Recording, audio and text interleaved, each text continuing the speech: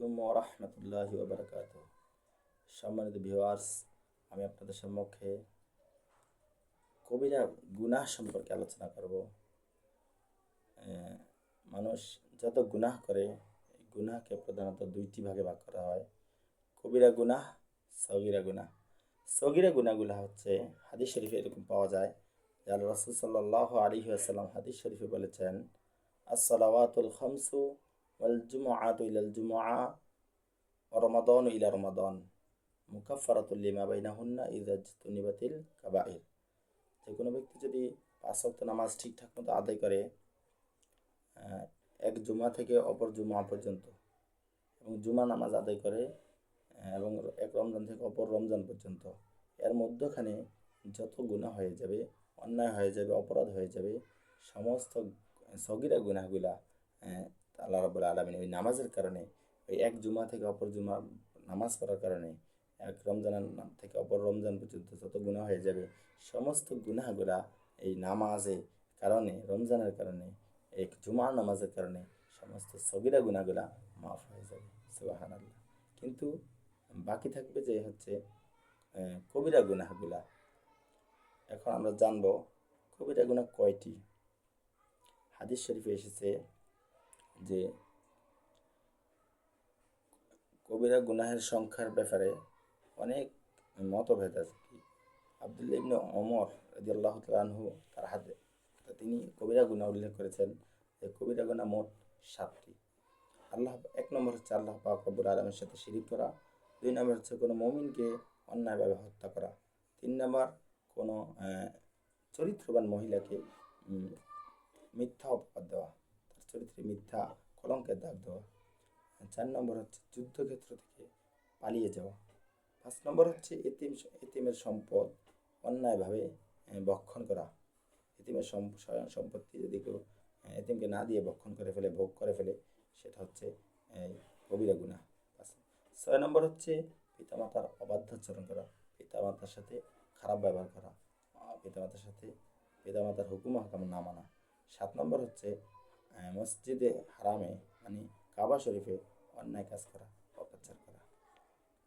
কিন্তু আবু হুরায়রা রাদিয়াল্লাহু তাআলা আনহু বলেছেন যে 8টি কবিরা গুনাহ, 8টি। তার সাথে এই 7টির সাথে আরেকটি যোগ হবে। আরেকটি হচ্ছে সুদি কাজ করা, সুদ খাওয়া, লেনদেন করা। কিন্তু হযরত আলী রাদিয়াল্লাহু তাআলা আনহু বলেন, না, কবিরা গুনাহ হচ্ছে 10টি। এই 8টি সহ আর 2টি হচ্ছে চুরি করা এবং মদ পান করা।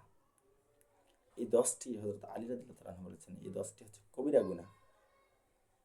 এবং এই অন্যান্য ফোকাহা কেরাম আলেমগণ সমস্ত হাদিসের যাচাই বাছাই করে, কোরআন হাদিস থেকে যাচাই বাছাই করে তারা অভিমত পেশ করেছেন যে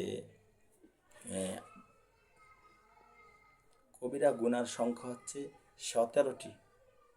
এই 10টি সহ সমস্ত সাহাবায়ে কেরামের হাদিস থেকে যে 10টি পাওয়া গেলে, এই 10টি সহ আরও যে কয়েকটি, আরও 7টি যে কবিরা গুনাহ রয়েছে, সেটি হচ্ছে 11 নম্বর হচ্ছে ব্যভিচার করা, মানে জিনাহ করা আর কি, অন্যায়ভাবে কোনো মহিলার সাথে অন্যায় কাজ করা।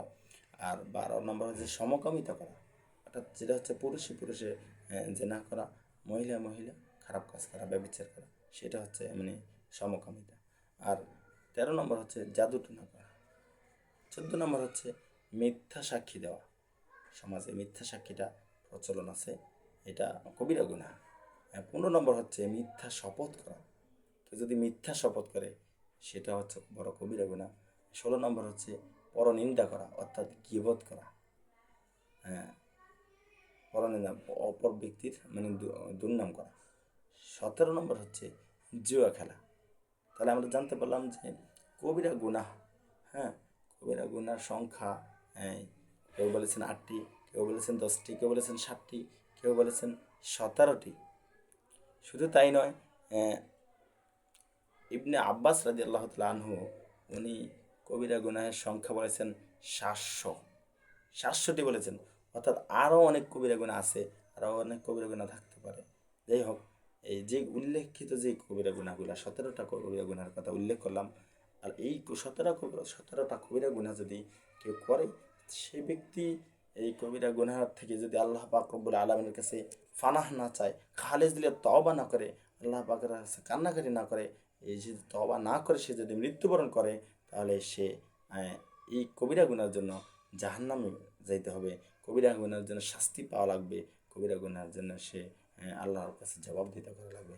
সেজন্য ভাইরা আমার, সবাই মৃত্যুর আগে আগে এই কবিরা গুনাহ থেকে আমাদের খালেস তওবা করে মৃত্যুবরণ করা উচিত।